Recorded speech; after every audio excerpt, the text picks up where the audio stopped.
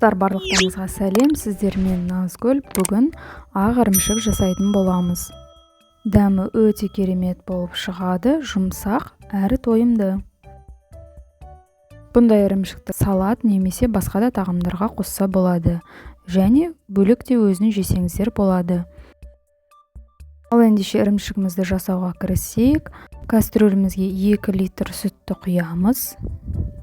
Піскенше араластырып қайнатамыз. Қатты отта. 1-2 минут қалған кезде айран қосып, жақсылап барлығын араластырып тұрамыз.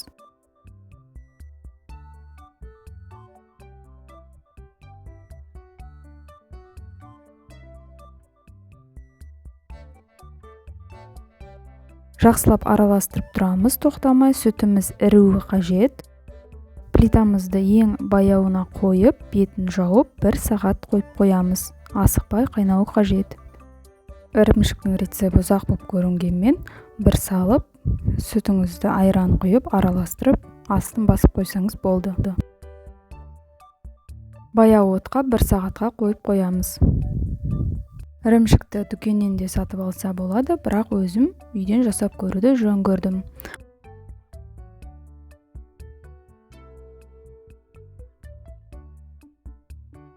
Бір сағат өткеннен кейін үстінен қант қосамыз. Мен 100 грамм қант қостым. Орташа тәтті болды. Сіздер қатты тәтті болғанын қаласаңыздар, одан да көбірек қоссаңыздар болады. Ірімшігіміз қоңыр болу үшін қанттың көбірек және үйдегі сиырдың сүтін қосқан абзал. Осылай араластырып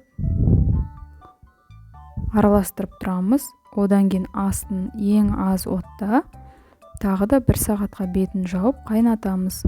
1 сағат өткеннен кейін осындай сүзгішті марлы немесе бинтпен орап, үстінен құямыз ірімшікті.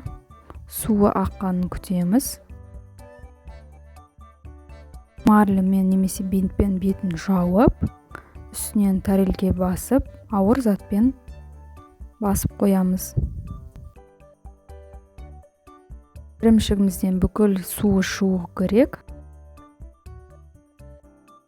Менде 8 сағаттай уақыт кетті, бүкіл суы шықты. Енді ыдысқа аударамыз. Марлысын шешеміз. Біздің ірімшігіміз дайын, достар. Дәмі орташа болып шықты, қатты тәтті емес. Бөліктерге бөліп, салатқа немесе былай өзінде жесеңіздер болады. 2 литр сүттен менде 300 грамм ірімшік шықты. Осыны жасау үшін 1040 теңге кетті.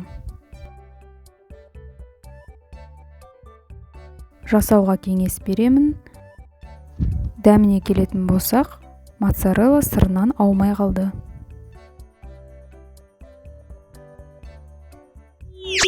Бұл рецепті астына описание бөлімінде қалдырамын. Сонда қарап көрсеңіздер болады. Каналыма тіркеліп, батырманы басуды ұмытпаңыз. Рахмет үлкен.